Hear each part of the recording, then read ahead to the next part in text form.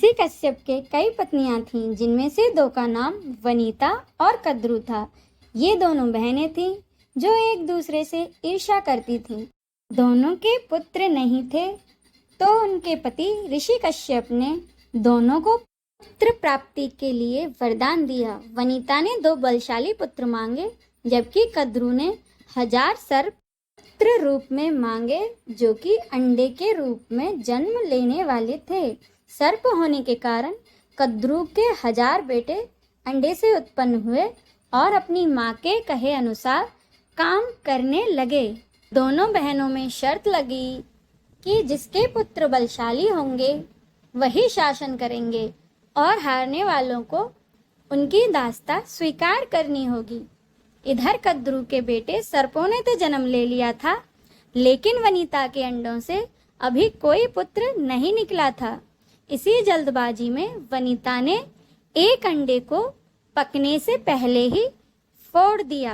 अंडे से अर्ध विकसित बच्चा निकला, जिसका ऊपर का शरीर तो इंसानों जैसा था, लेकिन नीचे का शरीर अर्ध पक्व था। इस बच्चे का नाम अरुण था। अरुण ने अपनी माँ से कहा कि पिता के कहने के बाद भी आपने धैर्य खो दिया और मेरे शरीर का विस्तार नहीं होने दिया, इसीलिए मैं आपको श्राप देता हूँ कि आपको अपना जीवन एक सेवक के तौर पर ही बिताना होगा।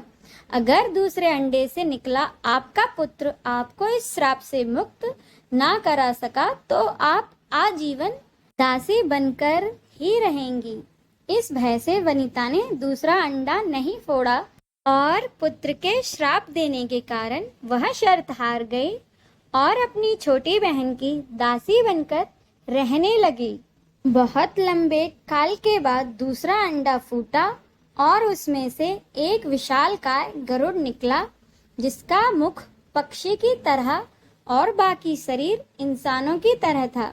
हालांकि उसकी पसलियों से जुड़े उसके विशालकाय पंख भी थे। जब गरुड़ को यह पता चला कि उनकी माता तो उनकी ही बहन की दासी हैं और क्यों है यह भी पता चला, तो उन्होंने अपनी मौसी और सर्पों से उनकी मुक्ति के लिए शर्त पूछी। सर्पों ने वनिता की दास्ता की मुक्ति के लिए समुद्र मंथन से निकला अमृत मांगा। अमृत लेने के लिए गरुड़ स्वर्ग लोक की तरफ तुरंत निकल पड़े। देवताओं ने अमृत की सुरक्षा के लिए 3 चरणों की सुरक्षा कर रखी थी। पहले चरण में आग के बड़े पर्दे बिछा रखे थे, दूसरे में घातक हथियारों की आपस में घर्षण करती दीवार थी और अंत में 2 विषैले सर्पों का पहरा था। लेकिन अमृत तक पहुंचने से पहले उन्हें देवताओं से भी मुकाबला करना था। अपनी माँ की मुक्ति के लिए गरुड़ सबसे भिड़ गए और देवताओं को बिखेर कर रख दिया। इसके बाद गरुड़ ने कई नदियों का जल मुख में ले जाकर पहले चरण की आग को बुझा दिया। अगले पथ में गरुड़ ने अपना रूप इतना छोटा कर लिया कि कोई भी हथियार उनका कुछ न बिगाड़ सका और अंत में दोनों सर्पों को अपने पंजों में पकड़कर अपने मुंह से अमृत कलश उठा लिया और धरती की ओर चल पड़े।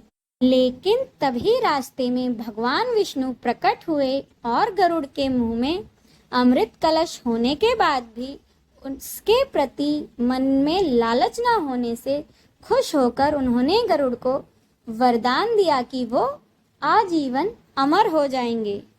तब गरुड़ ने भी भगवान को एक वरदान मांगने के लिए कहा, तो भगवान ने उन्हें अपनी सवारी बनने का वरदान मांगा। इंद्र ने भी गरुड़ को वरदान दिया कि वो सांपों को भोजन रूप में खा सकेगा। इस पर गरुड़ ने भी अमृत सकुशल वापसी का वादा किया।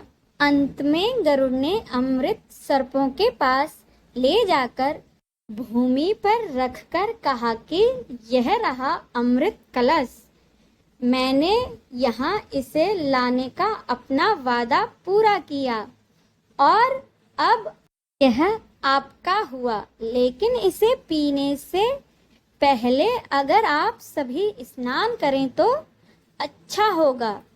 जब सभी सर्प स्नान करने गए तभी वहां अचानक से भगवान इंद्र पहुंचे और अमृत कलश को वापस ले गए।